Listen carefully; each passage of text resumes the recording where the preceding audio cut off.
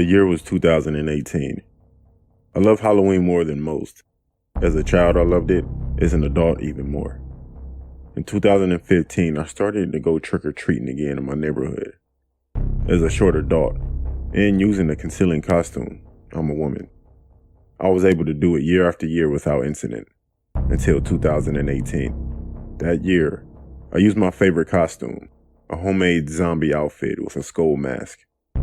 For the record, by this time I was over 30, but trick-or-treating was fun for me. My childhood neighborhood was too rough to trick-or-treat in. Anyway, I've been out for over 2 hours going house to house, getting lots of goodies. By this time, I was sweating pretty heavily, forcing me to pause and dry under my mask occasionally. Soon I rounded a street corner and passed a man walking 2 dogs. The street was clear, and many houses were unlit. I took a few steps forward and paused. Suddenly, standing in a house's pathway was an old lady. Where exactly did she come from? She wasn't there before. She looked to be in her mid-70s, with white hair, a sweater, a skirt, low-heeled shoes. She smiled as she approached me, standing in front of me. She said, "Hello, dear. Are you out trick-or-treating? Come with me and I'll get you some candy." I said to her, "Thank you, but I don't have to." She chuckled warmly like I said something funny. "Nonsense. Come with me and we'll get you some candy, sweetie." For some reason, I decided to follow her. As we walked together, I suddenly realized something.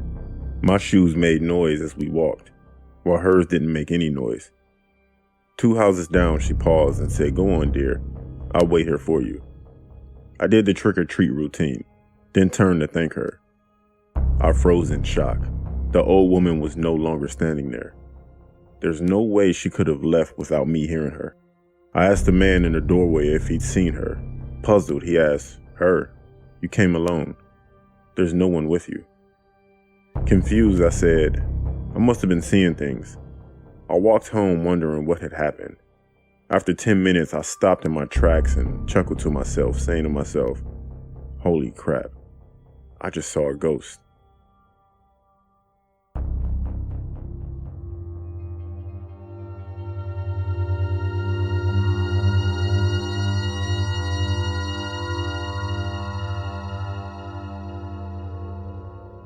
My name is Brent, and this happened when I was 11 years old, when I lived in a somewhat sketchy neighborhood.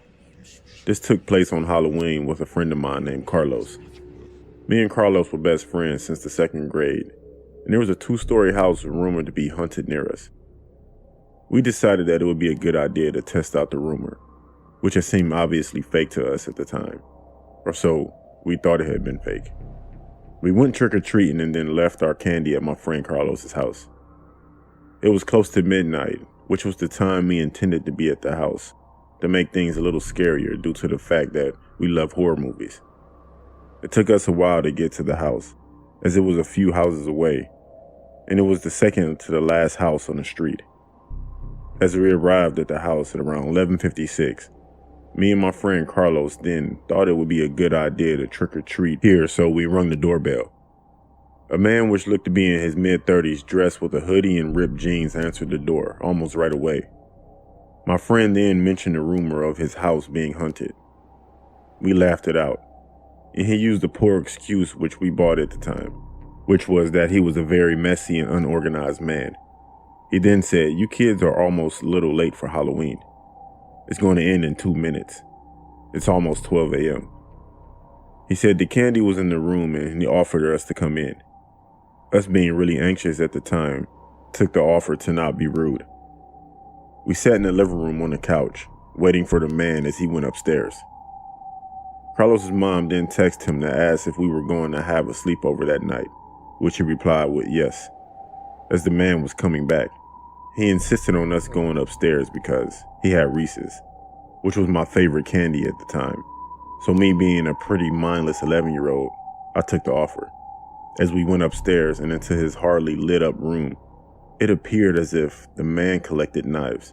We saw it as a pretty cool hobby, and the man gave us each 2 Reese's chocolates.